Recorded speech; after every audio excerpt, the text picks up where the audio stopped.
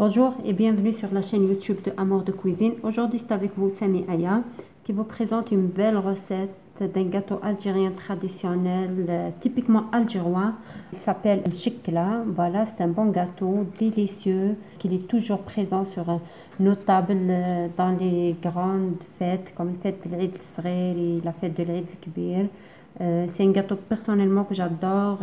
Sa pâte, elle est fondante en bouche. Sa texture, elle est succulente. J'adore ce gâteau. Alors, nous allons passer ensemble à la préparation et les ingrédients de notre recette. Pour la pâte, j'ai utilisé 3 mesures de farine mélangées avec une pincée de sel et une mesure de beurre fondu refroidi. C'est la même mesure avec laquelle j'ai mesuré la farine. Un verre à thé d'eau mélangé avec 3-4 cuillères à soupe de fleur d'oranger pour parfumer ma pâte et mon appareil à pâte pour l'utiliser plus tard. Pour la farce, j'ai utilisé 2 mesures d'amandes mélangées avec une mesure de noix. Vous pouvez utiliser 3 mesures d'amandes ou 3 mesures de noix et comme vous pouvez bien sûr utiliser des arachides, c'est la même mesure avec laquelle j'ai mesuré la pâte bien sûr. Une mesure de sucre glacé ou une demi-mesure de sucre cristallisé. Un blanc d'œuf ou 2 blancs d'œuf, tout dépend de l'absorption de la farce. Un rhum d'amande, ça reste facultatif, vous pouvez utiliser de la vanille et une cuillère à soupe d'eau de fleur d'oranger pour parfumer la farce. Pour la décoration, j'ai pris des noix entières, vous pouvez prendre des amandes, vous pouvez décorer avec la pâte elle-même et du miel pour arroser notre mchekla et naqash ou une pince pour décorer notre mchekla. Alors sans tarder, nous allons passer Inch'Allah à la préparation de notre pâte. Bismillah, nous allons commencer ensemble à préparer notre pâte. Je verse comme vous voyez la farine, puis le beurre fondu refroidi. Bismillah. Et je commence à sabler un peu la farine avec le beurre. Il faut toujours utiliser vos 2 mains, comme vous voyez.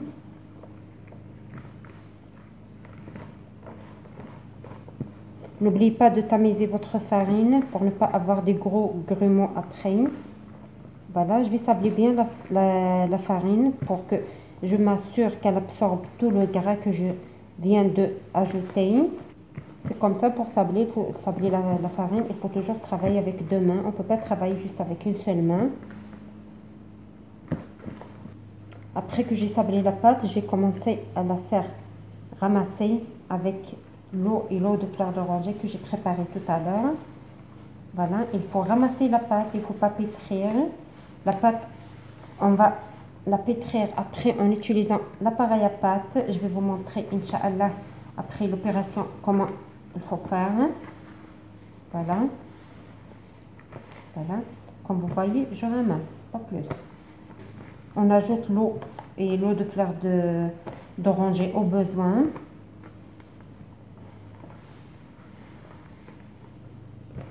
Comme vous voyez, j'ai ramassé la pâte. J'ai fait couvrir ma pâte avec un film alimentaire. Je vais la laisser au repos de 30 à 1 heure. Entre-temps, nous allons passer ensemble à la préparation de notre farce. Ça, j'aurai besoin juste du blanc. Moi, je vais utiliser pour le moment, je vais commencer avec 2 blancs. Puis, si j'aurai besoin, bien sûr, je prendrai le 3e. Là, on passe au mélange d'amandes. Je verse mon sucre glacé. Voilà, je mélange les noix avec le sucre glacé. Donc, à ce stade, je vais ajouter une goutte ou 2 gouttes d'extrait d'amande, le blanc d'œuf. La farce, il faut qu'elle soit vraiment dure. Je termine comme ça dès que je ramasse toute la farce. Comme vous voyez, j'ai presque ramassé ma farce. Maintenant, je vais utiliser juste une petite cuillère à café ou une cuillère à soupe selon le besoin d'eau de fleur d'oranger.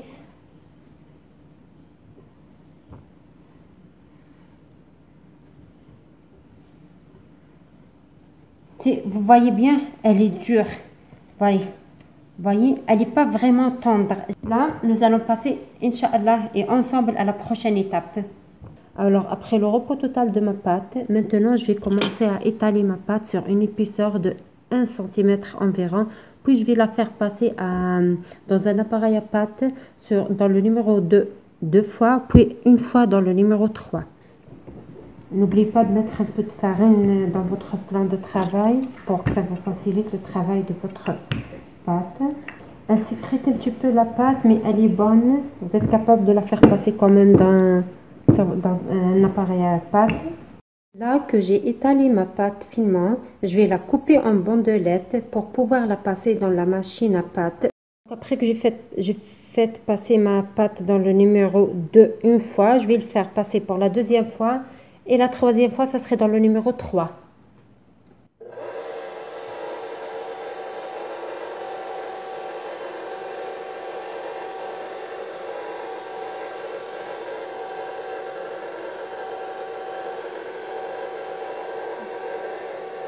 Numéro 2. Voilà, et le numéro 3.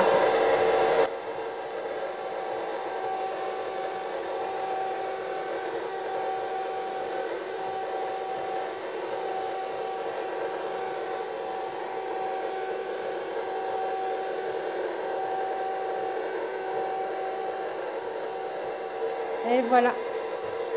Alors là, je vais utiliser cet emporte-pièce pour couper des cercles.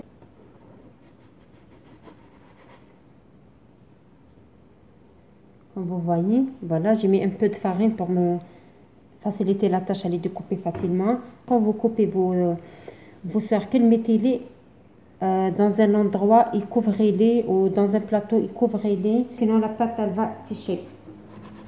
Voilà.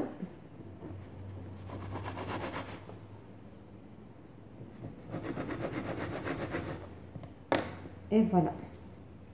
Là, je vais terminer à couper toute la pâte. Comme vous voyez, j'ai utilisé le même emporte-pièce pour couper ma farce. Vous voyez, je les ai coupés sur une bonne épaisseur. Là, nous allons terminer ensemble les prochaines étapes. Après le découpage de ma pâte et ma farce en cercle, comme nous avons vu ensemble avec cet emporte-pièce, nous allons passer ensemble au façonnage de notre mchikla. Je vais prendre ma farce, puis un cercle de ma pâte. Je mettrai un blanc d'œuf sur ma pâte, comme vous voyez, de cette manière. Puis, je prends ma farce, je colle ma farce bien, vous voyez, et je reprends mon blanc d'œuf sur la farce encore une fois. Voilà. Et je reprends un deuxième cercle. Voilà. Et je colle.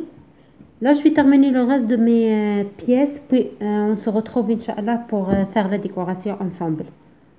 Maintenant, nous allons passer ensemble à l'étape finale avant la cuisson, qui est l'étape de décoration. Je prends une de mes mchikla et je commence avec ma pince à, voyez, à faire des belles formes.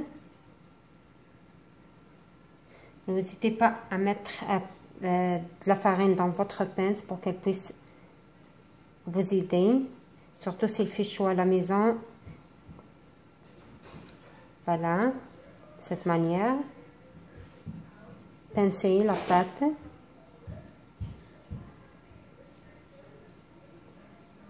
Voilà. Et je prends le blanc d'œuf et je mets ma noix. Voilà, comme vous voyez. Voilà. On va faire une deuxième ensemble, voilà, avec la pince.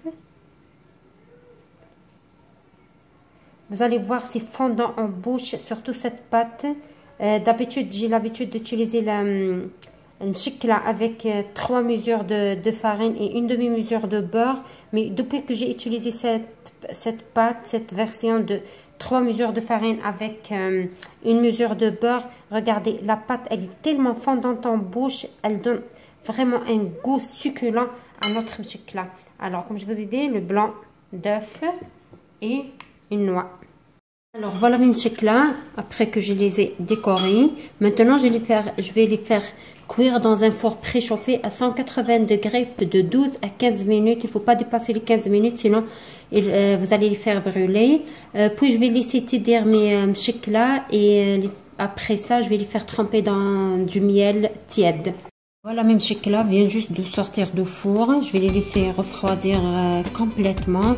Puis je vais les passer dans du miel. Refroidissement total de mes mchekla. Maintenant voilà, je vais les faire plonger dans du miel tiède. Les mchekla, il faut qu'elles soient vraiment froides. Je vais les faire plonger pour 2 à 3 minutes environ.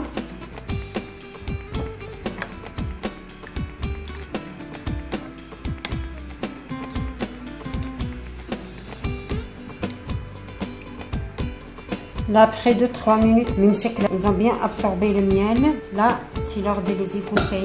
Et si vous essayez la recette, n'oubliez pas s'il vous plaît de nous envoyer des photos et encouragez-nous, moi et Soulef Zawi, notre amie Linda Akdader et Mina Minano. Nous sommes là juste pour vous présenter ce que on est capable de faire en cuisine. Inch'Allah, vous allez aimer et vous allez adorer. Merci beaucoup.